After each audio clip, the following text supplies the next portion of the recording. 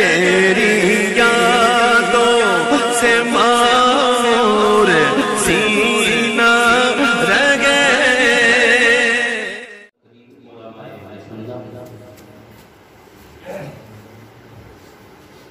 سامعین سامیات، السلام علیکم ورحمۃ اللہ تعالی وبرکاتہ.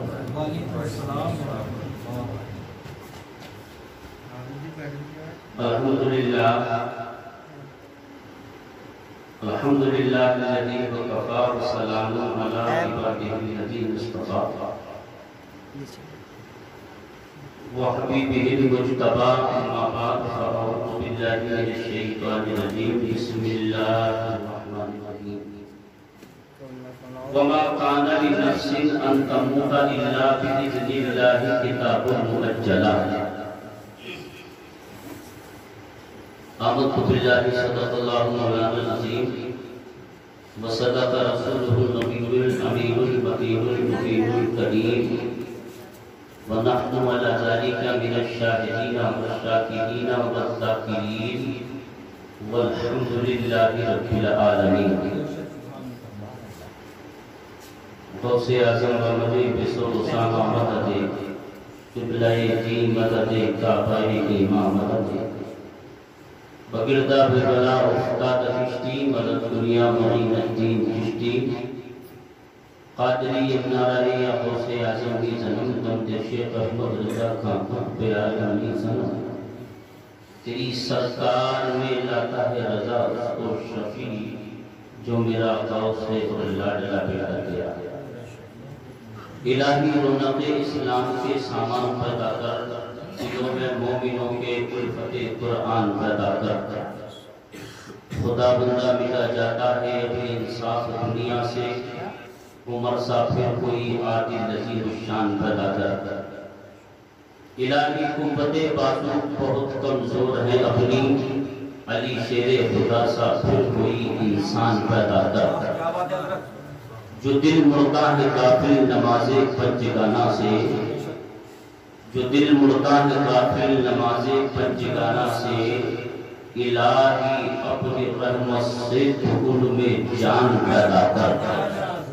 الہی اپنی رحمت سے ان میں جان پیدا کر. کافی ٹائم سے بعد نماز عشاء سے لے کر اب تک واضح و نصیحت نعت و منقبت آپ سماعت کر رہے ہیں. آپ کی سماعتوں کے تک پہنچا رہے تھے شورائے اعظام. مجھ سے قبل امام صاحب قبلہ نے بھی بہت اچھا خطاب کیا. نعت پاک پڑھی، نعت پاک سنی آپ نے، لیکن وقت کی قلت ہے. کچھ باتیں میں آپ کی سماعتوں تک پہنچانے کی سعادت حاصل کروں. یہ محفل 10ویں ایک مرحوم کی محمد وسیم مرحوم صاحب کی اثار ثواب کی طرف سے اس محفل کو سجایا. رب العالمین پروردگار عالم مرحوم کو جنت الفردوس میں اعلیٰ مقام عطا فرمائے. اس ذکر خیر کی برکت سے، ذکر مصطفیٰ کی برکت سے سغائر کبائر گناہوں کو معاف فرمائے. جنت عطا ہو گئی ہو تو درجات میں بلندیاں عطا. مختصر سے وقت میں آپ کے سامنے حاضر ہوں. زیادہ وقت نہیں لوں گا، کچھ باتیں میں آپ کی سماعتوں تک پہنچاؤں. آئیے سب سے پہلے شہنشاہ مدینہ صدر قلب و سینہ صاحب معطر پسینہ باعث نزول سکینہ فیض تنجینہ نبی آخر الزمان کی مقدس مطہر منور پاکیزہ بارگاہ میں جی لگا کر ادب و احترام کی بنیاد پر آئیے درود پاک کی ڈالیاں نچھاور کیجئے. پڑھیے اللہ محمد صلی اللہ علیہ وسلم نحن عباد محمد صلی اللہ علیہ وسلم وعلا ذبی وغالبی عبادت بہتی وکرمہ صلی اللہ علیہ وسلم. حضور برکت کے لیے ایک بار اٹھائیے گا. صلی اللہ علیہ وسلم صلاۃ و سلام علیک یا رسول اللہ صلی اللہ علیہ وسلم.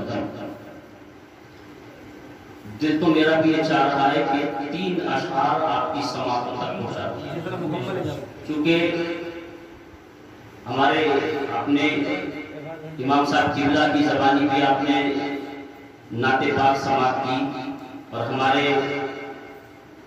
مہدی رامپور سے آئے ہوئے حافظ محمد اکرام صاحب سے بھی اور حضرت کے نام سے واقف نہیں ہوں، ناظم صاحب بھی ہمارے ماشاءاللہ الحمدللہ بہت اچھی نظامت کر رہے ہیں، لہذا ایک بار کہہ دیجئے گا سبحان اللہ۔ نبی کو دل کی گہرائی سے یاد کیجیے، کہیے یا رسول اللہ۔ مطلب میں پہنچا رہا ہوں آپ کی سماعتوں کے حوالے کہ سرکار اس طرح میری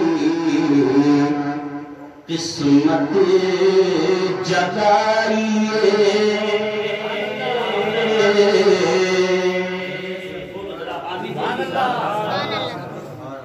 اور میں اشعار کو آپ کی طرف بھی منسوخ کر رہا ہوں کہ سرکار اس طرح ہم سب کی قسمت جگائیے، یا رسول اللہ،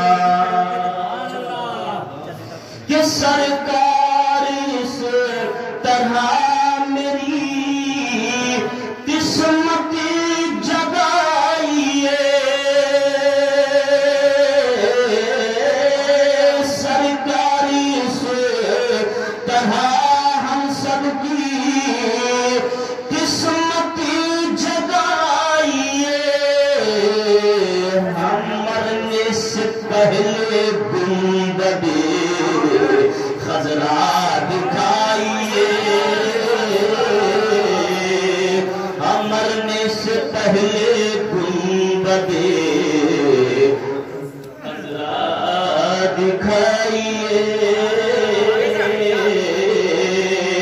سرکار اس طرح میری قسمت جگائیے۔ میں چل کر بولو ذرا سبحان اللہ کہ تقدیر میں وہاں کی اگر حاضری نہ ہو،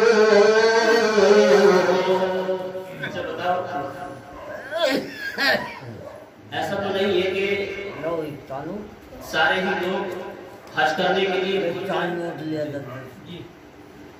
یہ سب چلے جاتے ہیں، جن کی قسمت میں لکھا ہے وہ چلے جاتے ہیں، جس سرکار بلا لیتے ہیں وہ چھوٹ جاتے ہیں، لیکن عاشق رسول نے کہا ہے، میرے آقا نے 1400 برس پہلے ایک حدیث پاک سرکار نے بیان فرمائی تھی، اللہ کے رسول فرماتے ہیں من زار قبری وجبت لہ شفاعتی، بچہ کر بول رہے ہیں، میرے آقا نے فرمایا تھا کہ جس نے میرے قبر پاک کی زیارت کی اس پر میری شفاعت واجب ہو گئی۔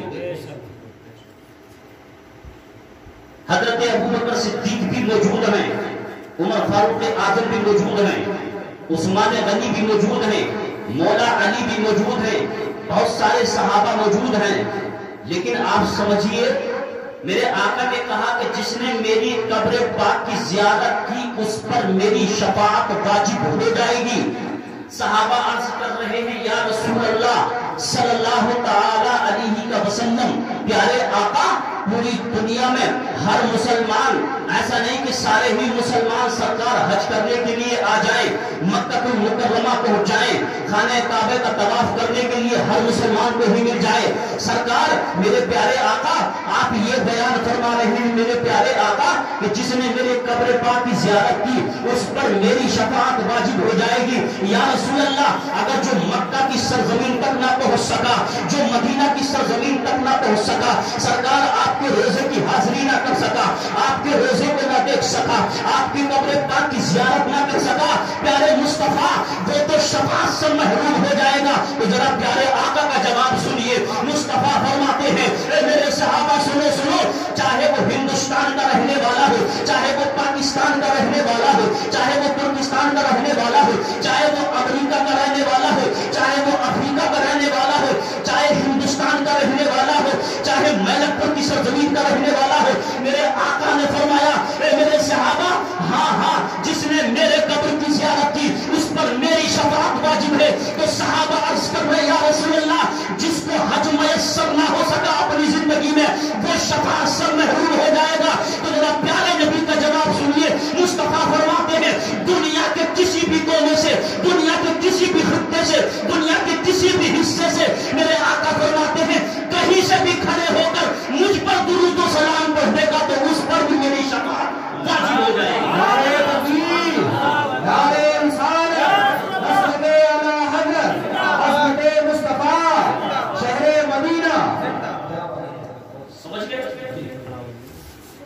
پر بھی شفاعت واجب ہوتی ہے جو سرکار پر کہیں سے بھی کھڑے ہو کر درود و سلام پڑھیں. اب ذرا سنیے حدیث دوسری سرکار دوسری جگہ کا بیان فرمائے. ابھی پہلے بیان فرمایا سرکار نے من زارا قبری وجبت لہو شفاعتی, جس نے میری قبر پاک کی زیارت کی اس پر میری شفاعت واجب ہو گئی, اور جس نے دنیا میں کسی بھی کونے پر کھڑے ہو کر مجھ پر درود و سلام پڑھ دیا تو آقا فرماتے قالت حلت لکم شفاعتی, سرکار نے فرمایا قالت حلت لکم شفاعتی, اس پر بھی میری شفاعت واجب ہو جاتی ہے. سنیوں قسمت پر ناز کرو اپنی, اس لیے کہ نبی یہ کہہ رہے ہیں کہ اگر وہاں تک نہ جا سکے تو کم از کم یہاں کھڑے ہوتے تو سلام پڑھ سکتے ہیں نا, یہاں تو درود پڑھ سکتے ہیں نا مصطفیٰ جان رحمت پر. تو عاشق رسول نے کہا ہے کہ تقدیر میں بہا کی اگر حاضری نہ ہو یا رسول اللہ, کہ تقدیر میں بہا کی اگر حاضری نہ ہو, تقدیر میں بہا کی اگر حاضری نہ ہو, آقا کبھی تو خواب میں جلوہ دکھائیے, ارے آقا کبھی تو خواب میں جلوہ دکھائیے, مرنے سے پہلے گنبد خضرا دکھائیے.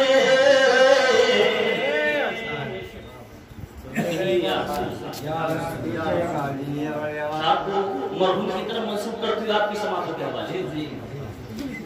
مایوس نہ ہو جائے اس گھر کی انجمن یا رسول اللہ, ہم مایوس نہ ہو جائے مرحوم کے گھر کی انجمن, ارے مایوس نہ ہو جائے اس گھر کی انجمن, مایوس نہ ہو جائے اس گھر کی انجمن, آقا اب ان کے جلسے میں تشریف لائیے, آقا اب ان کے جلسے میں تشریف لائیے. سرکار اس طرح میری قسمت جگائیے, ہم مرنے سے پہلے گنبد خضرا دکھائیے.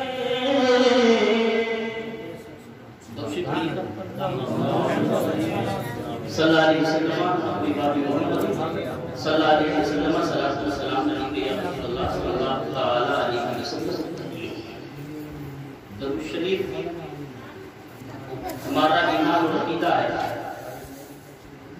اس لیے ہم درود پاک پڑھتے ہیں, اور یہ ہماری سنی کی محفلیں سنی ہوتی ہیں, وہ ان کی محفلیں ہوتی ہیں, وہ ان کے عشق میں ہوتے ہیں جو ڈائریکٹ گفتگو شروع کر دیتے ہیں, ہے نا. کوئی بھی وظیفہ کوئی بھی عبادت جب تک رب کی بارگاہ میں قابل قبول نہیں, جب تک نبی اکرم پر درود نہ پڑھا جائے. دیکھو وہ وحدہ لا شریک ہے, اس کا کوئی شریک نہیں ہے. آپ میری بات سمجھنے کی کوشش کریں, اور یہ ہمارے محمد وسیم مقبول کی اصحار ثواب کے لیے اس محفل کو سجایا گیا ہے. یہاں سے اگر آپ سمجھ کے اٹھیں گے تو میں ایمانداری کے ساتھ یہ کہہ سکتا ہوں کہ انشاءاللہ الرحمن اللہ کا فضل و کرم سے, غوث و خواجہ رضا کے صدقے سے, میرے پیارے نبی کے صدقے سے مرحوم کو ضرور جنت عطا ہوگی. ایک بھی اگر عمل کر کے اٹھ گیا اللہ وحدہ لا شریک ہے، وہ اس کا کوئی شریک نہیں، وہ نماز پڑھتا ہے بچہ تو مسکرا کے بولے گا وہ نماز پڑھتا ہے نہیں پڑھتا نا؟ آپ کہیں گے بولا کیسی بات کر رہا ہے، وہ نماز کی پڑھے گا تو خود خدا ہے، وہ روزہ رکھتا ہے، کیسا دکھ کا آپ کو دے رہا ہوں، وہ روزہ رکھتا ہے کیا تو نہیں، کیوں اللہ ہے نا، وہ زکات دیتا ہے،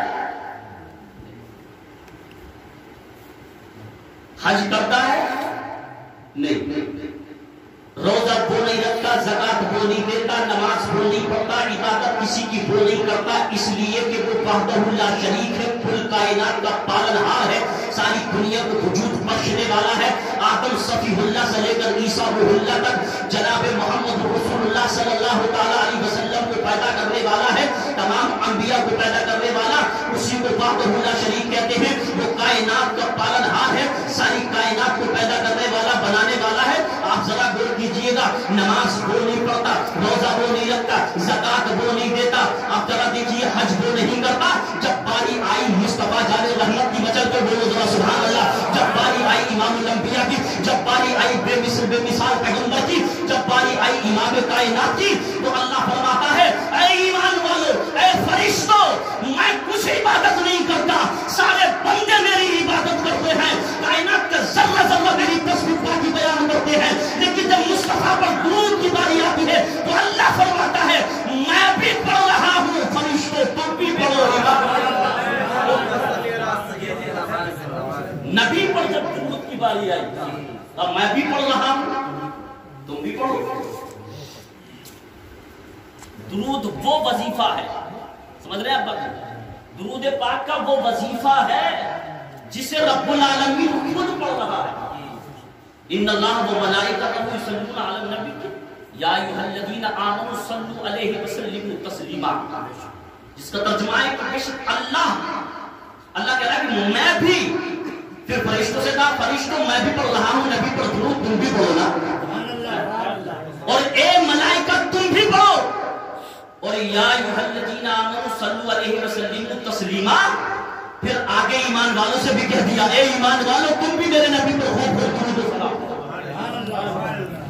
اس لیے ہم درود پڑھتے ہیں تاکہ اللہ ہمارے گناہوں کو بھی معاف فرما دیتا ہے، ایسا وظیفہ ہے یہ، اور اس درود پاک کی برکت سے میرا ایمان یہ عقیدہ ہے کہ مرحوم محمد وسیم صاحب کی ضرور مغفرت فرمائے گا۔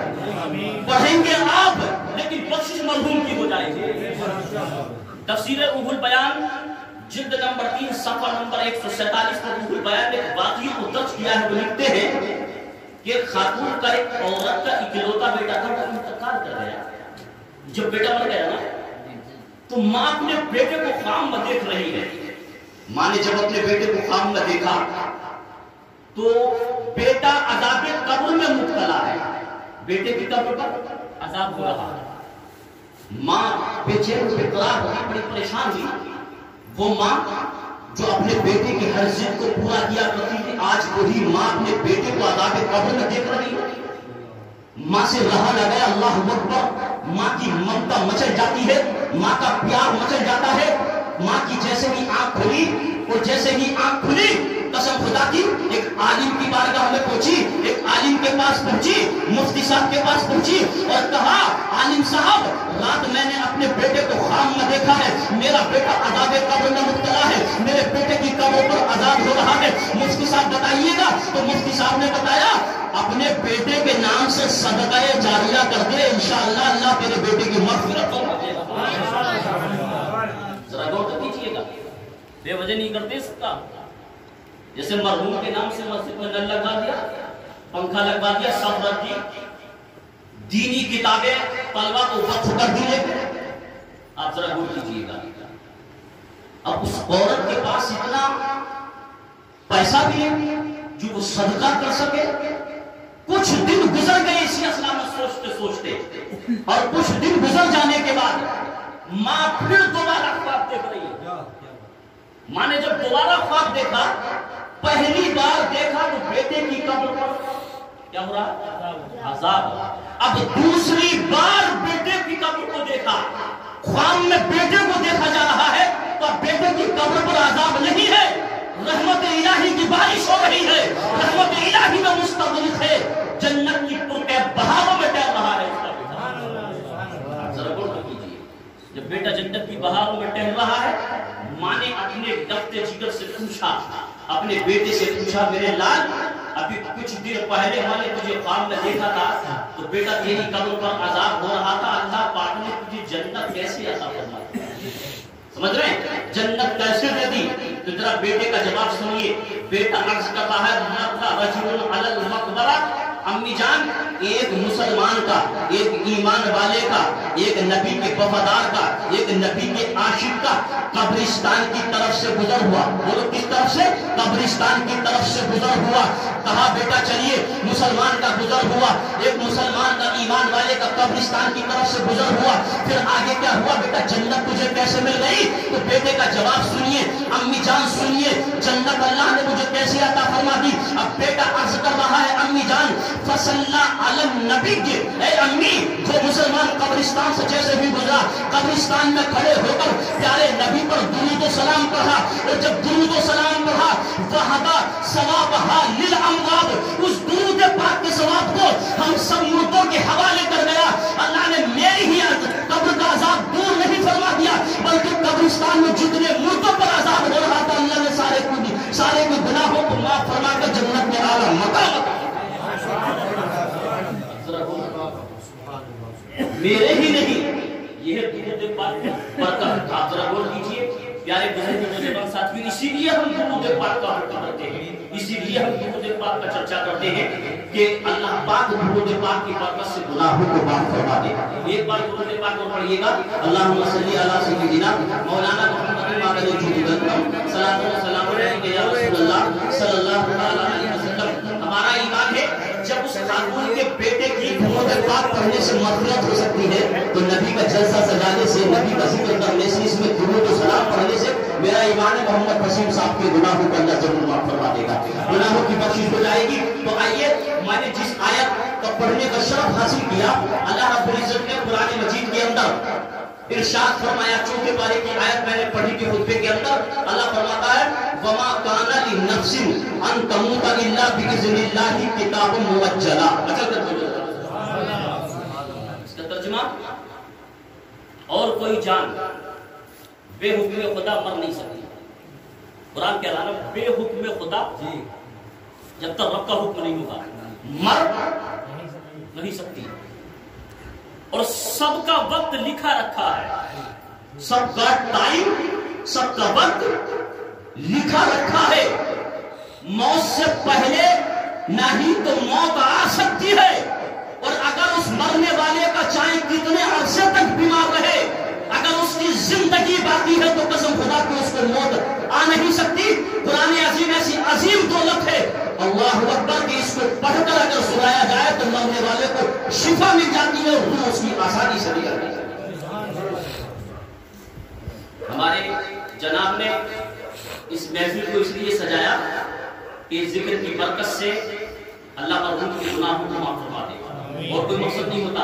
और कोई मकसद होता है हमारे रसूल राजी हो जाए, प्यारे नबी राजी हो जाए। हर एक इंसान को इस दायरे खाने से कुछ करना है, मरना है। जैसे अभी आपने इमाम साहब की तरह से सुना था ना कि चुगली, बुराइयां, सारी ये चीजों को छोड़ देने के बाद अल्लाह पाक ने जो जिंदगी अता फरमाई है, इस जिंदगी को हम बेहतर बनाने की कोशिश करें, इस दुनिया को बेहतर बनाने की कोशिश करें। मेरे आका की हदीस पाक सरकार फरमाते हैं, दुनिया मजरतुल आखिरा, दुनिया एक आखिरत की खेती है। इस दुनिया में हम जैसा बोकर जाएंगे वैसा ही इसका पाएंगे, वैसे ही इसका फल पाएंगे। ऐसा नहीं है कि बिना बोए हम फसल काट लें, ऐसा हो सकता है? पहले बीज डाला जाता है, उसकी देखभाल की जाती है, परवरिश की जाती है, तब उसका अल्लाह पाक इनाम और इकराम अता फरमाता है। दुनिया में रहकर हम जितनी जिंदगी गुजारे, अल्लाह उसके रसूल की मोहब्बत में गुजारे। आप जरा गौर कीजिएगा, एक तारीखी बात आपकी समातों तक पहुंचाऊं। हजरत सैयदना मालिक इब्ने दीनार रहमतुल्लाह अलैह, अच्छा कर बोलो یہ تابعی ہیں. کیا ہے؟ اور تابعی اس کو کہتے ہیں جس نے صحابی کو دیکھا. صحابی کس کو کہتے ہیں؟ جس نے ایمان کی حالت میں مصطفیٰ جین رحمت کا دیدار کیا. سمجھ گئے؟ اور صحابی کا ایسا مقام نہیں ہے، صحابی کا بہت بڑا مقام ہوتا ہے. ایک صحابی کے درجے کو غوث اعظم بھی نہیں پہنچ سکتے، اتنا بڑا مقام. صحابی ایک شخص آیا اور سرکار کے ہاتھ پر، پیارے آقا کے ہاتھ پر توبہ کی اس نے، اور توبہ ہونے کے بعد وہ مسلمان ہو گیا. اور مسلمان ہونے کے بعد 10 بجے وہ مسلمان ہوا، ایسا مان لیجیے گا. اور 11 بجے اس کا انتقال ہو گیا. نماز اس نے نہیں پڑھی، قرآن اس نے نہیں پڑھا، کوئی عبادت ایسی اس نے نہیں کی، لیکن مرتبہ اس کا بھی غوث اعظم سے زیادہ ہے. اور یہ صحابی عمل سے نہیں بنتا ہے، صحابی عبادت سے نہیں بنتا ہے، صحابی مصطفیٰ کی نظر رحمت سے بنتا ہے، صحابی مصطفیٰ کے قلب سے بنتا ہے، صحابی مصطفیٰ